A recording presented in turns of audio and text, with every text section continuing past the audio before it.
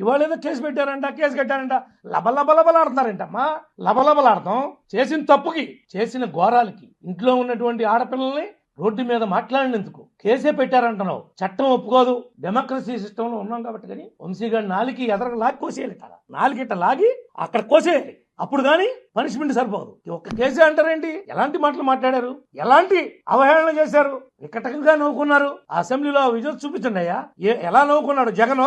వీళ్ళు మాట్లాడుతుంటే వాళ్ళు నవ్వుకున్నారు. ఈ మిగిలిన వాళ్ళందరూ కూడా మంది బలం ఉంది కదా అని వేటరేగిపోయి విచ్చలవిడిగా చేసి ఇవాళ ఏదో మాట్లాడుతున్నాడు. వీళ్ళందరూ మాట్లాడుతున్నారు. జగన్ ఎందుకు పోయాడు బెంగళూరు? వంశీ దగ్గరికి రావచ్చుగా, జైలుకి వెళ్ళొచ్చుగా. ఒక దాంట్లో పుట్టి ఇంకో దాంట్లోకి వచ్చాడు కదా వాడు, నీ గూడికి చేశాడు కదా, నువ్వు తిట్టించావు కదా వాడితో. ఇవాళ జైలుకి వెళ్ళాడంటే కారణం ఎవడో? జగనే.